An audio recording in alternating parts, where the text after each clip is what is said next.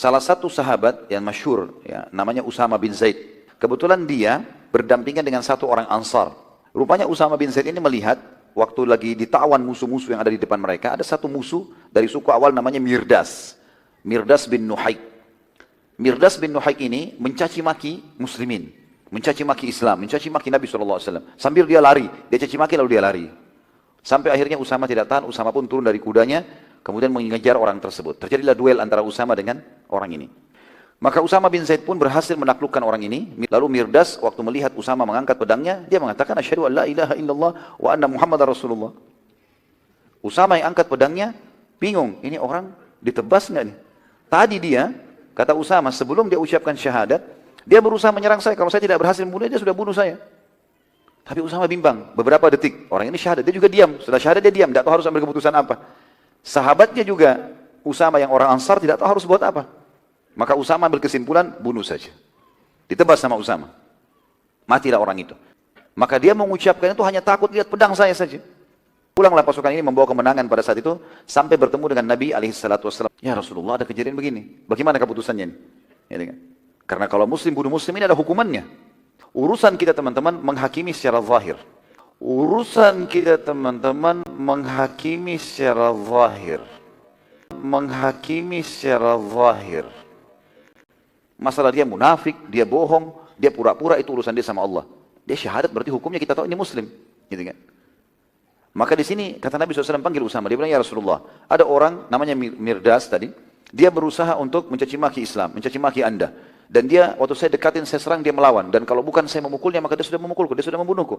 Pada saat pedangnya jatuh dan dia tahu pedangku sudah aku angkat, ya Rasulullah akan menebas lehernya, dia mengatakan asyhadu an la ilaha illallah wa anna Muhammad Rasulullah.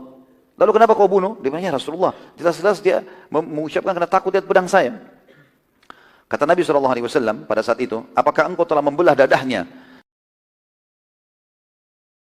jujur dan takut dari pedang? Usama masih menjawab, mengatakan, wahai utusan Allah, ia benar-benar terlihat mengucapkan saat pedang sedang aku angkat ke arahnya. Lalu Nabi SAW mengucapkan kalimat yang membuat Usama menyesal seumur hidup. Dan ini pelajaran buat kita semua teman-teman. Kata Nabi SAW, wahai Usama, engkau menghindar kemana dari kalimat la ilaha illallah pada hari kiamat? Wahai Usama, engkau menghindar kemana dari kalimat la ilaha illallah pada hari kiamat? Terus saja Nabi SAW, wahai Usama, engkau menghindar dari kalimat la ilaha illallah, bagaimana caranya kau menghindar dari hari kiamat hukumannya? Orang ucapkan la ilaha illallah lalu kamu bunuh, bagaimana kau bisa selamat?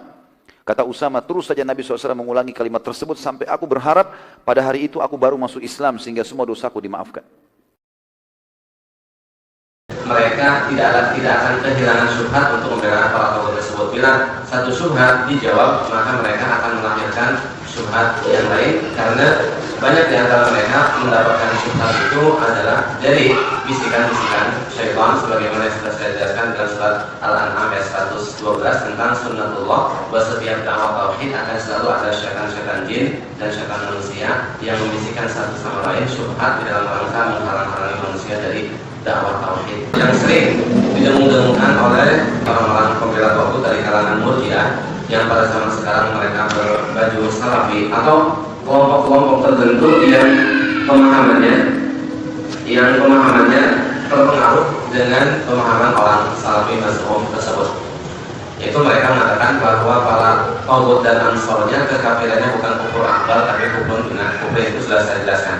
Sekarang adalah syubhat berikutnya, yaitu adalah mereka melontarkan bahwa kenapa kalian mengkafirkan para togut, para penguasa ini dan para aparat penegak hukumnya atau pelindungnya atau orang-orang yang melakukan undang-undang yang ada, padahal mereka itu orang-orang yang masih mengucapkan la ilaha illallah. Berarti kalian ini mengkafirkan orang yang mengucapkan la ilaha illallah. Sedangkan kalau orang sudah mengucapkan la ilaha illallah adalah orang muslim. Makanya Rasulullah SAW mengingkari Usama ibn Zaid tatkala membunuh orang yang mengucapkan la ilaha illallah. Dalam suatu peperangan, Usama ibn Zaid mendapatkan orang musyrik, orang tersebut mengucapkan la ilaha illallah, kemudian dibunuh oleh Usama ibn Zaid, kemudian dilaporkan kepada Rasulullah SAW. Kemudian Rasulullah mengatakan, apakah tahu ba'da an qala la ilaha illallah? Apakah kamu membunuh dia setelah dia mengucapkan la ilaha illallah? Di sini Rasulullah mengingkari Usama ibn Zaid tatkala membunuh orang yang sudah mengucapkan la ilaha illallah. Berarti ini menurut mereka, kalau orang sudah mengucapkan la ilaha illallah berarti orang muslim, tidak boleh dikafirkan. Makanya Rasul di sini mengingkari pembunuhan yang dilakukan oleh Usama itu Zaid. Kita ketika menjawab syubhat semacam ini, dan syubhat ini tadi sering dilontarkan, makanya Syekh Muhammad bin Abdul Wahab rahimahullah di dalam kitabnya Kasyfus Syubhat menuturkan syubhat ini. Syubhat ini dimunculkan oleh musuh dakwah tauhid. Syekh Muhammad membahasnya dalam kitab Kasyfus Syubhat. Nah, orang-orang pada zaman sekarang yang mengaku sebagai pengikut dakwah Syekh Muhammad bin Abdul Wahab rahimahullah, justru mereka itulah yang melontarkan syubhat ini.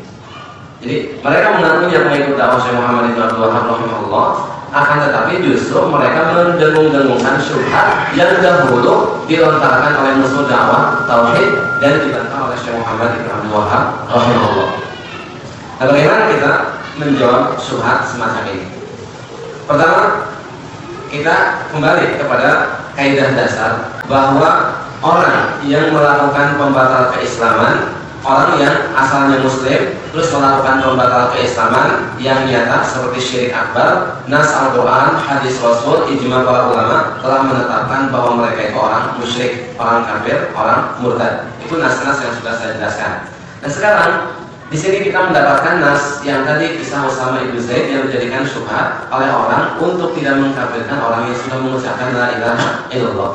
Dengan syubhat asal ini mereka bertujuan karena yang kita kafirkan adalah orang-orang yang jelas-jelasan melakukan kemusyrikan. Para togut, para penguasa negeri ini, mereka musyrik, melakukan kemusyrikan syirik penyandaran hukum.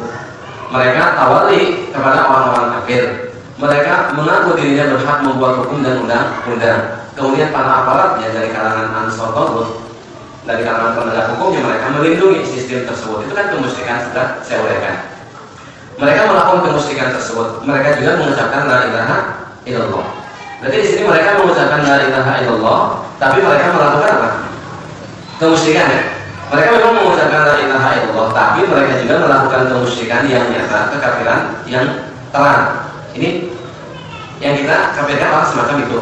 Mereka mengucapkan la ilaha illallah. Mereka juga melakukan kemusyrikan dan kekafiran. Ini kan yang kita kafirkan. Orang-orang tadi penganut syubhat itu melontarkan hadis Usama. Dengan hadis Usama itu mereka ingin menghadang kita bahwa kita tidak boleh mengkafirkan penguasa dan aparatnya yang melakukan kemusyrikan karena mereka mengucapkan la ilaha illallah. Kan gitu. Kita kembali kepada nas. Apakah benar tidak penempatan mereka dalil untuk melihat para togut dan nasrani? Kita lihat dalam nas tersebut. Dalam nas tersebut, orang yang dibunuh oleh Usama ibn Zaid dikafirkan. Orang tersebut asalnya orang kafir asli. Orang kafir asli. Terus dalam Islam, kalau orang kafir asli mengucapkan la ilaha illallah, muslim tidak? Muslim. Boleh dibunuh tidak? Tidak boleh, karena Rasul mengatakan man qala la ilaha illallah wa kafara bima yu'badu min dunillah haruma damuhu wa maluhu wa hisabuhu Allah dalam hadis Muslim. Barang siapa mengucapkan la ilaha illallah dan dia kafir terhadap segala sesuatu yang diibadati selain Allah, maka terjaga darah dan hartanya. Berarti tidak boleh diganggu. Dalam Al-Quran dalam surat At-Taubah ayat 5 Allah mengatakan faqtulul musyrikina haitsu wajadtumuhum wa khudhuhum wahsuruhum wa qa'udu lahum kulla marsad fa in tabu wa aqamus salata wa atawuz zakata fakhallu sabilahum. Bunuhlah orang-orang musyrik itu di mana saja kalian dapatkan. Tangkap mereka, kepung mereka, intai mereka di setiap tempat pengintaian. Kemudian kalau mereka sudah taubat daripada kemusyrikannya, masuk Islam, mengucapkan la ilaha illallah, mereka mendirikan salat, mereka menunaikan zakat, maka beri mereka jalan-jalan, jangan diganggu. Artinya apa? Kalau orang kafir asli, mereka bersyahadat, mereka masuk Islam, apa jangan diganggu. Dalam ayat yang 11 Allah mengatakan fa in tabu wa aqamus salata wa atawuz zakata fa ikhwanukum fiddin. Bila mereka taubat daripada kemusyrikannya, mereka mendirikan salat, mereka menunaikan zakat, maka mereka ikhwan fiddin, saudara kalian dalam agama. Sedangkan orang, kalau saudara kita statusnya apa? Dalam hadis Bukhari Muslim dari hadis Abu Bakar, Rasul mengatakan inna dima'akum wa amwalakum wa a'radakum haramun ka hurmati yaumikum hada fi baladikum hada fi syahrikum hada. Rasul mengatakan ketika haji wada di Mina, sesungguhnya darah kalian, harta kalian, kehormatan kalian haram seperti keharaman hari ini di bulan ini di negeri ini. Berarti harta orang muslim apa? Haram. Nah, itu kan hukum asal. Orang kalau asalnya kafir asli masuk Islam terjaga darahnya, tidak boleh dibunuh. Tapi kalau seandainya orang kafir asli masuk Islam terus melakukan pembatal keislaman, terjaga tidak darahnya? Tidak. Buktinya apa? Pengikut Musailamah al-Kadzdzab, mereka orang kafir asli kan asalnya, masuk Islam terjaga darahnya. Terus melakukan pembatal keislaman mengikuti Musailamah al-Kadzdzab, terjaga darahnya tidak? Tidak. Diperangi oleh para sahabat. Di sini kisah yang tadi Usama, orang kafir asli, ketika peperangan terus mengucapkan la ilaha illallah, berarti masuk apa? Islam. Boleh dibunuh tidak? Makanya Rasul mengingkari. Terus orang yang tadi dibunuh oleh Usama setelah dia mengucapkan la ilaha illallah masuk Islam, melakukan pembatalan keislaman tidak? Dilakukan tidak? Dalam hadisnya ada tidak? Tidak. Orang tadi mengucapkan la ilaha illallah langsung ditebas oleh Usama. Makanya ketika dilaporkan kepada Rasulullah, Rasul mengatakan, apakah telah ba'da an qala la ilaha illallah? Apakah kamu membunuhnya setelah dia mengucapkan la ilaha illallah? Setelah dia masuk Islam tanpa melakukan pembatalan keislaman? Seandainya mana dalil yang menunjukkan bahwa orang tersebut tidak melakukan pembatalan keislaman? Dan ucapan Usama sudahnya. Ketika Rasul mengatakan, apakah kamu membunuhnya setelah dia mengucapkan la ilaha illallah? Seandainya orang tersebut melakukan pembatalan keislaman, tentu Usama mengatakan, oh Rasul dia melakukan pembatalan keislaman setelah dia mengucapkan la ilaha illallah. Tatkala Usama tahu orang tersebut tidak melakukan pembatalan keislaman yang zahir, Usama mencari hal-hal yang sifatnya praduga dengan mengatakan, oh dia itu mungkin mengucapkan karena takut dipenggal oleh pedang. Lihat sini, Usama mencari alasan yang sifatnya apa? Praduga. Makanya Rasul mengatakan, apakah kamu membelah dadanya? Lihat.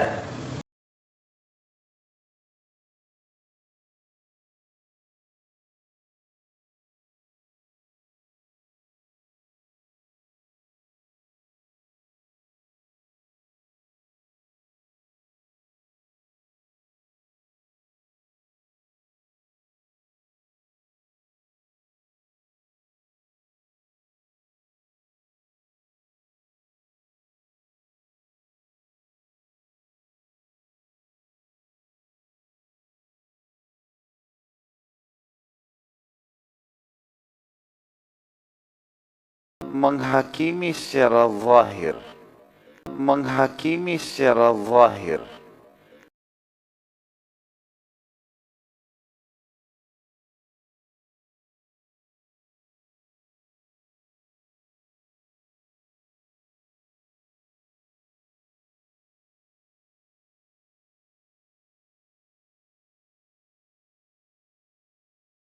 menghakimi secara zahir.